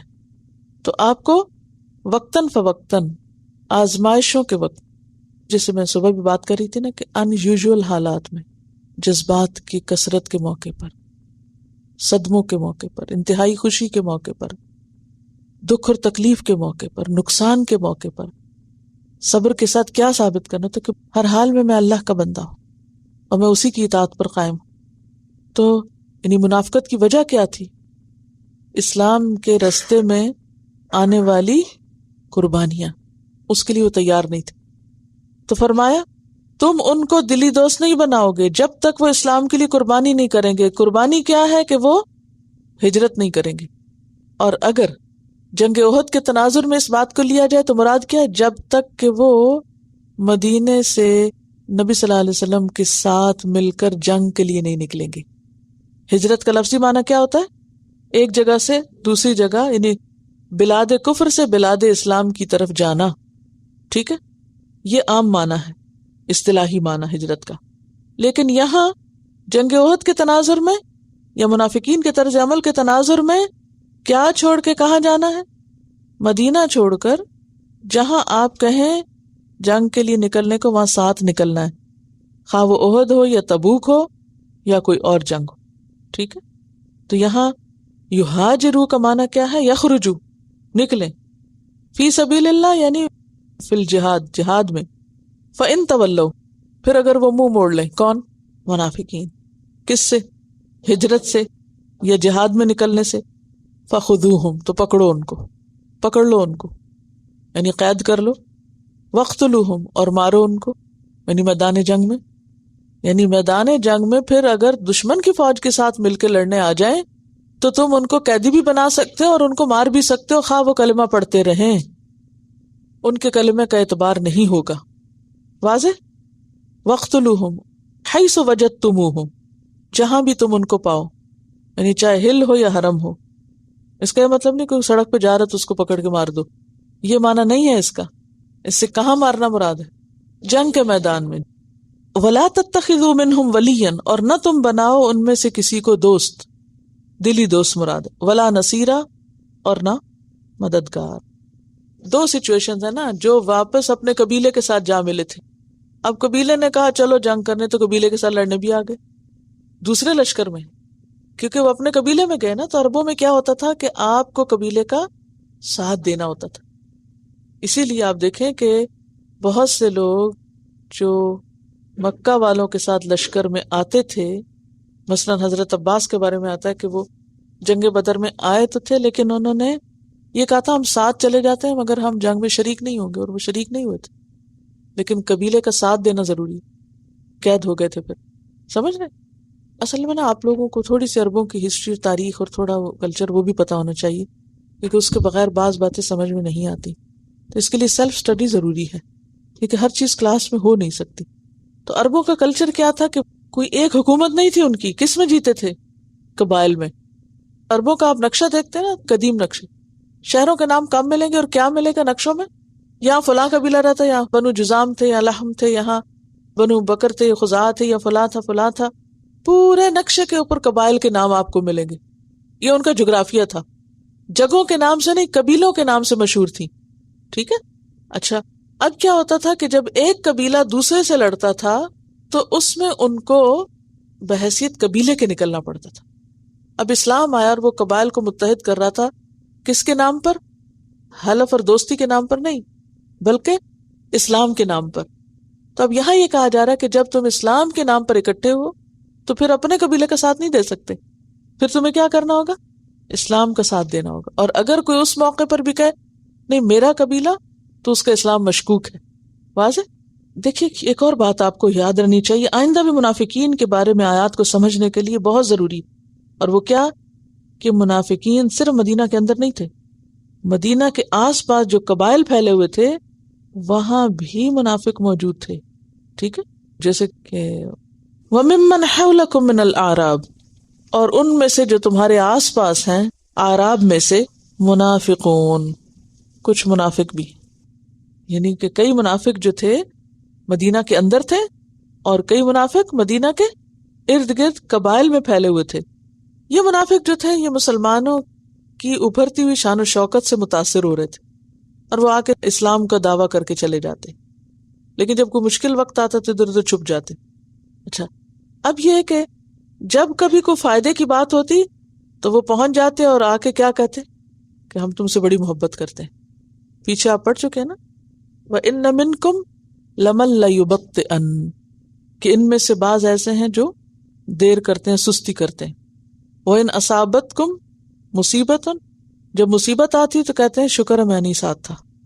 اور اگر کوئی نعمت حاصل ہوتی ہے تو پھر اس وقت یہ سب بھول جاتے ہیں کہ کوئی اور بھی تعلق یا رشتہ تھا، وہ کہتے ہیں کیا لیتنی کنت معہم، کاش میں بھی ساتھ ہوتا، فافوز فوزا عظیما، تو عظیم شان کامیابی پاتا. تو یہ آیت کس کے بارے میں؟ منافقین کے بارے میں، مسلمانوں کے بارے میں نہیں ہے، منافقین کے بارے میں، کہ منافقین کا طرز عمل کیا ہے کہ خیر کے کاموں میں سستی دکھاتے ہیں، لیکن اگر اس کام میں کوئی نقصان ہو جائے تو شکر کرتے ہیں، فائدہ ہو جائے تو کہتے ہیں کاش ہم بھی شریک ہوتے. اور اس وقت یہ بھول جاتے ہیں کہ تمہارے اور ان کے درمیان کوئی اور تعلق بھی ہے. تو گویا اگر ایک لفظ بولا جائے ان کے بارے میں تو وہ کیا ہے؟ مفاد پرست. یہ کس کی ذہنیت ہوتی ہے؟ مفاد پرست لوگوں کی.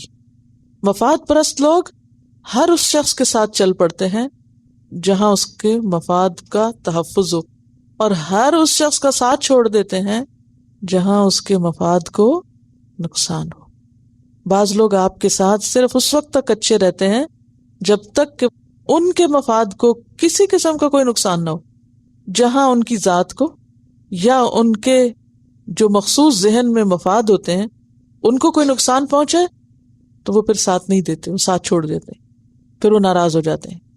تو یہاں پر کیا کہا گیا کہ ایسے لوگوں کو پھر تم کیا نہ کرو، دوست نہ بناؤ جب تک کہ وہ ہجرت کر کے تمہارے پاس مدینہ نہ آ جائیں. اچھا، کیوں منع کیا جا رہا ہے ان کو دوست نہ بناؤ، ان کو مددگار نہ سمجھو؟ ایک سوال ہے میرا آپ سے، کیونکہ بعض لوگ کیا کرتے ہیں، ایسی آیتیں آؤٹ آف کانٹیکسٹ چن لیتے ہیں، پھر کہتے ہیں دیکھو قرآن میں لکھا ہوا ہے فلاں کو دوست نہ بناؤ، فلاں سے مدد نہ لو. کیوں؟ دیکھیے کہ کوئی بھی ایسا شخص جو دل سے آپ کا ہمدرد نہ ہو، دل سے آپ کا خیر خواہ نہ ہو، اور صرف اپنے کسی مفاد کی خاطر آپ کے ساتھ ملا ہوا ہو یا آپ کی خوشامد کرتا ہو، ایسا شخص بھروسے کے لائق نہیں ہوتا. کیوں؟ وقت پڑنے پر وہ موجود نہیں ہوگا، کام کے وقت وہ حاضر نہیں ہوگا. اب آپ دیکھیں کہ آپ نے کسی کو دوست سمجھا، اور فرینڈ ان ڈیڈ کون ہے؟ فرینڈ ان نیڈ. اب آپ کو ضرورت پڑی، وہ غائب ہے وہاں سے، آپ دھوکہ کھائیں گے، کوئی کام ہو نہیں پائے گا. مشکل کے وقت وہ مدد کو حاضر نہیں ہوگا کیونکہ وہ مشکل میں پڑنا ہی نہیں چاہتا.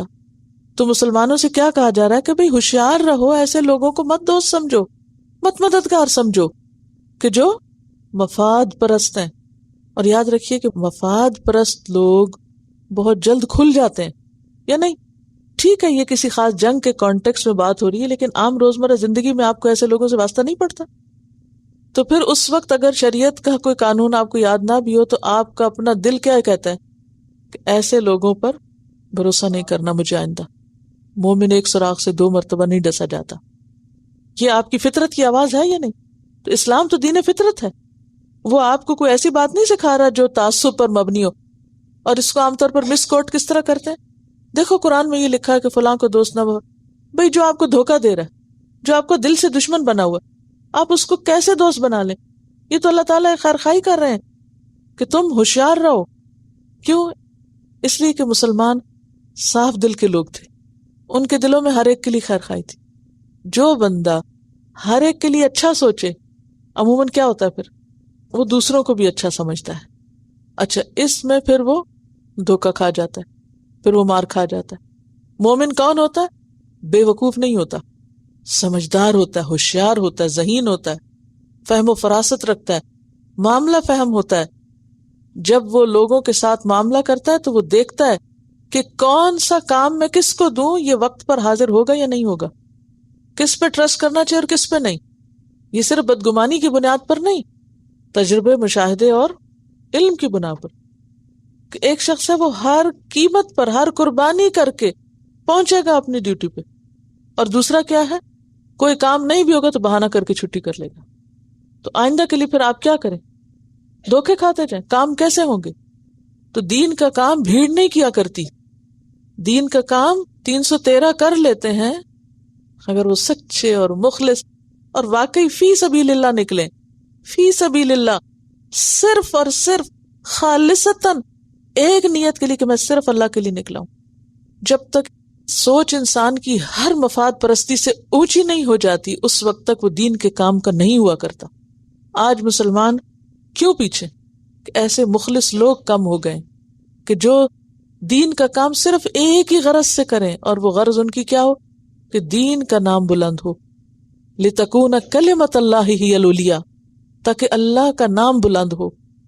اور اگر اس میں کسی قسم کی کھوٹ شامل ہو گئی، کوئی لالچ، کوئی غرض، کوئی مفاد، کوئی بھی چیز، خواہ وہ سیلف پروجیکشن ہو یا کوئی مالی مفاد ہو یا کچھ اور، تو وہ پھر شخص صرف اس کے اندر کام کرے گا.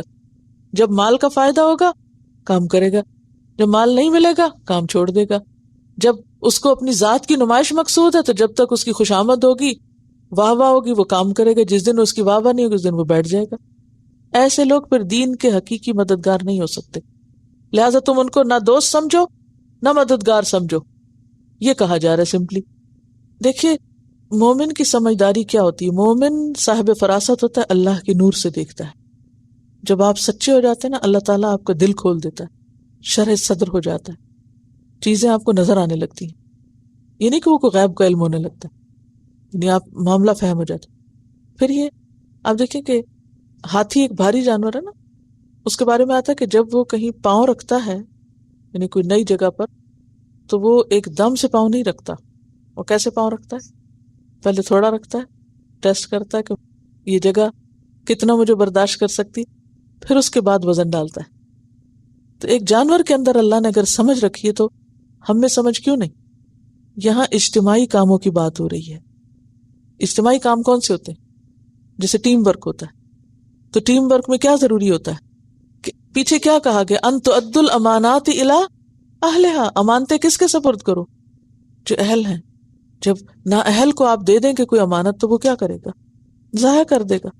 مسلمانوں میں اب جو کیوس ہے نا، یہ اسی وجہ سے ہے کہ خالص ایمان نہیں رہا، اور خصوصاً دین کے کام میں بھی سچائی نہیں رہی. تو خلاصہ آیت کا کیا ہے کہ اسلام کا دعویٰ کرنے والے کو اللہ تعالیٰ آزماتے ہیں اور اس کے لیے کچھ ٹیسٹ زندگی میں ڈالتے ہیں کہ اب وہ اس موقع پہ کیا کرتا ہے، کیا اپنے کاز اور مشن کے ساتھ سچا ہے، یا اس کا مفاد پورا نہیں ہو تو وہ منہ موڑ رہا ہے. اور پھر ترک وطن جو ہے یعنی ہجرت جو ہے وہ اخلاص کی دلیل ہے کہ اگر کوئی شخص اپنی محبوب ترین چیز کو اللہ کے لیے چھوڑ دیتا ہے تو وہی سچا مومن ہے. کیونکہ جس کو دین سے دلچسپی ہوگی نا، اس کے لیے کچھ بھی مشکل نہیں کہ وہ اس کے لیے کچھ بھی چھوڑ دے. اس کو جہاں دین کا فائدہ نظر آئے گا وہ وہیں جھک جائے گا، باقی سب چیزیں پیچھے ہو جائیں گی اس کے. الا الذین، مگر وہ لوگ کون؟ یعنی منافقین میں سے وہ لوگ، یصلون جو جا ملتے ہیں وصل سے، الی قوم طرف ایک قوم کے. یعنی بعض لوگ جا ملتے ہیں، پناہ لے لیتے ہیں کہاں؟ ایسی قوم کے پاس کہ بینکم و بینہم میثاق، تمہارے اور ان کے درمیان کوئی معاہدہ ہے. جیسے آپ کو معلوم نا کہ مسلمانوں نے بھی بعض غیر مسلم قبائل کے ساتھ کیا کر رکھے تھے؟ معاہدے قائم کر رکھے تھے. اور میثاق کس کو کہتے ہیں؟ پکا وعدہ. او جاؤکم، یا آتے ہیں تمہارے پاس، حسرت تنگ ہوتے ہیں، صدورہم ان کے سینے، ان یقاتلوکم کہ وہ لڑیں تم سے، او یقاتلوا قومہم یا لڑیں اپنی قوم سے. نہ وہ تم سے لڑنا چاہتے ہیں نہ اپنی قوم سے لڑنا چاہتے ہیں، یعنی اپنی قوم کے ساتھ مل کر. تو ایسے لوگوں کے ساتھ تم کیا نہیں کرو گے؟ پھر ان کو قتل نہیں کرو گے. اللہ کیا ہے؟ حرف استثناء. استثناء کس کو کہتے ہیں؟ ایگزمپشن. یعنی ایگزمپٹڈ ہوں گے وہ لوگ. کس سے ایگزمپٹڈ ہوں گے؟ قتل سے. جو کسی ایسی قوم سے جا ملیں جس کے ساتھ تمہارا معاہدہ ہے امن کا، تو وہاں ان کو پکڑ کے قتل نہیں کرو گے. پیچھے کیا حکم تھا؟ جہاں ملے پھر پکڑو مارو ان کو. لیکن اگر ایسی قوم میں انہوں نے جا کے پناہ لے لی ہے کہ جس کے اور تمہارے درمیان جنگ ہی نہیں ہونی، تو پھر وہاں جا کے تم نہیں انہیں پکڑ کے مارو گے. ٹھیک ہے. او جاؤکم، یا وہ آئیں تمہارے پاس، حسرت صدورہم کہ ان کے دل تنگ ہوں. کس چیز سے تنگ ہوں؟ جنگ کرنے سے. وہ جنگ نہیں چاہتے، نہ تم سے لڑنا چاہتے ہیں نہ اپنی قوم کے ساتھ مل کے لڑنا چاہتے ہیں. تو ایسے لوگوں کو پھر تم نہیں مارو گی. یہ کہنے کا سمپل مطلب. وَلَوْ شَاءَ اللَّهُ، اور اگر اللہ چاہتا، لَسَلَّطَهُمْ عَلَيْكُمْ، البتہ مسلط کر دیتا ان کو تم پر. سلطہم کا معنی ہوتا ہے غالب کرنا. مسلط اردو میں بھی استعمال ہوتا ہے نا. وہ انہیں تم پر طاقت دے دیتا، غلبہ دے دیتا. فَلَقَاتَلُوكُمْ، بس البتہ وہ لڑتے تم سے. تو اب چونکہ ان کے پاس غلبہ ہے نہیں، لڑ نہیں سکتے، تو اگر وہ نہیں لڑتے تو تم بھی نہ لڑو. یہ مطلب ہے. فَإِنْ اعْتَزَلُوكُمْ، پھر اگر وہ چھوڑ دیں تم کو. اعتزلہ کس سے ہے؟ عین زے لام سے. عزل کا کیا معنی ہوتا ہے؟ الگ کرنا. یعنی ایک طرف ہو جائیں جنگ کرنے سے، چھوڑ دیں تم کو، الگ تھلگ ہو جائیں، یعنی جنگ نہ کریں. فَلَمْ يُقَاتِلُوكُمْ، پھر نہ لڑیں تم سے. وَأَلْقَوْا إِلَيْكُمُ السَّلَامَ، اور ڈالیں تم پر سلامتی، صلح. کیا مراد ہے؟ کہ وہ تمہاری طرف صلح کا پیغام بھیجیں. تو ایسے میں پھر تمہیں کیا کرنا چاہیے؟ تمہیں بھی ان سے پھر لڑنا نہیں چاہیے، انہیں قتل نہیں کرنا چاہیے. فَمَا جَعَلَ اللَّهُ لَكُمْ، تو نہیں بنایا اللہ نے تمہارے لیے، علیہم ان کے خلاف، سبیلا کوئی راستہ. اللہ نے پھر تمہیں کوئی اختیار نہیں دیا. کس کا؟ لڑائی کرنے کا، یا اس بات کا کہ تم جاؤ اور ان قوموں میں ان کو ڈھونڈو، پکڑو، نکالو اور مارو. اس کا کوئی پھر تمہارے پاس جواز نہیں. کب؟ جب وہ تمہاری طرف سلامتی کا پیغام بھیجیں. تو اس سے کیا پتہ چلتا ہے؟ جو تمہاری طرف سلامتی کا یا صلح کا ہاتھ بڑھائے تو تمہیں اس کی طرف صلح کا ہاتھ بڑھانا چاہیے. یہ نہیں کہ تم کہو کہ نہیں ہمیں پتہ تم کیسے منافق ہو، چاہے تم صلح کے لیے کہو لیکن ہم تمہیں نہیں چھوڑیں گے، ہم تمہیں مار کے ہی چھوڑیں گے. یہ درست نہیں. 3 قسمیں ٹوٹلی بتائی جائیں گی. ایک وہ جو تم سے لڑیں گے، اور ایک وہ جو نہیں لڑتے، نہ لڑنا چاہتے ہیں، نہ ان سے نہ تم سے. تو ایسے کو چھوڑ دو گے. لیکن جو تم سے لڑنے آ جائیں گے تو پھر تم بھی ان کو پکڑو گے اور مارو گے. یہ 2 باتیں ہیں. ستجدون آخرین، ایک اور قسم ہو گئی. ان قریب تم پاؤ گے کچھ دوسروں کو، یریدون وہ چاہتے ہیں کیا، ان یامنوکم کہ وہ امن میں رہیں تم سے بھی، ویامنوا قومہم اور امن میں رہے اپنی قوم سے. تیسری قسم کن کی ہے؟ کہ وہ امن میں رہنا چاہتے ہیں. کس سے؟ تم سے بھی اور اپنی قوم سے بھی. لیکن اس کے باوجود کلما ردوا الی الفتنۃ، جب وہ پھیرے جاتے ہیں طرف فتنے کے، اور فتنے سے مراد یہاں قتال ہے یا شرک ہے، ارکسوا فیہا تو کود پڑتے ہیں اس میں. یعنی زبانی تو دعوے کرتے ہیں آ کے تمہارے سے، صلح کا پیغام بھی بھیجتے ہیں، زبانی آ کے کیا کہتے ہیں، انا معکم. لیکن جب کبھی کوئی جنگ کا موقع آتا ہے تو ایک دم ایکسائٹڈ ہو جاتے ہیں، اور پھر اس وقت اپنے دعوے بھول جاتے ہیں اور تمہارے خلاف جنگ میں جا کودتے. سمجھ؟ فَإِن لَّمْ يَعْتَزِلُوكُمْ، پھر اگر وہ نہ چھوڑیں تم کو. کیا مطلب؟ تم سے جنگ کرنے آ جائیں، چاہے وہ زبان سے کہتے تھے کہ ہم صلح چاہتے ہیں، لیکن اگر پریکٹیکلی وہ اس کے خلاف کر رہے ہیں، وَيُلْقُوا إِلَيْكُمُ السَّلَامَ اور ڈالیں تم پر سلام، یعنی صرف زبانی کلامی، وَيَكُفُّوا أَيْدِيَهُمْ اور نہ روکیں اپنے ہاتھوں کو. اصل میں لم جو ہے یہ سب پر جائے گا. فَإِن لَّمْ يَعْتَزِلُوكُمْ وَلَمْ يُلْقُوا إِلَيْكُمُ السَّلَامَ ولم یکفوا ایدیہم، ٹھیک، کہ پھر اگر وہ تم سے جنگ کرنے سے باز نہ آئے اور تم پر حقیقت میں سلامتی نہ بھیجیں، صرف زبانی کلامی باتیں کریں اور اپنے ہاتھ نہ روکیں، پھر کیا کرو تم ان سے؟ فخذوہم، پکڑو ان کو، وقتلوہم، اور قتل کرو ان کو، حیث ثقفتموہم، جہاں پاؤ تم ان کو، وَأُولَئِكُمْ، اور یہی لوگ، جعلنا، بنایا ہم نے، لکم، تمہارے لیے، علیہم، ان کے خلاف، سلطان مبینہ، کھلی دلیل، ایسے لوگوں کے خلاف ہم نے تم کو پھر کھلی حجت عطا کر رکھی ہے۔ اب آپ دیکھیے کہ یہاں سے یہ پتہ چلتا ہے کہ امن پسندی کی 3 ممکن صورتیں۔ نمبر 1، مسلمانوں سے صلح کر لیں۔ نمبر 2، لشکر کفار میں شامل نہ ہو۔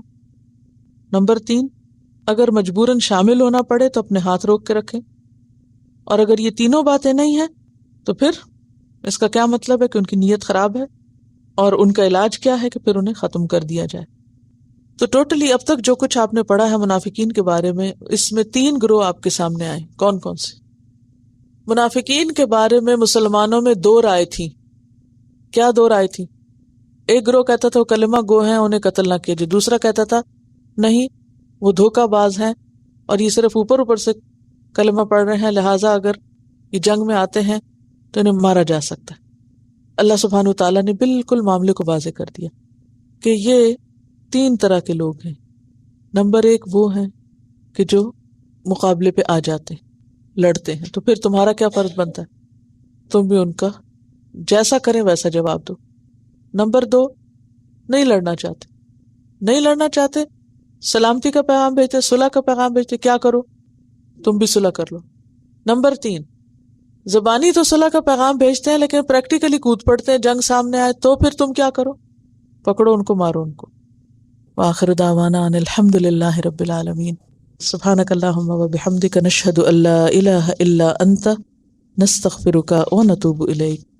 السلام علیکم ورحمۃ اللہ وبرکاتہ۔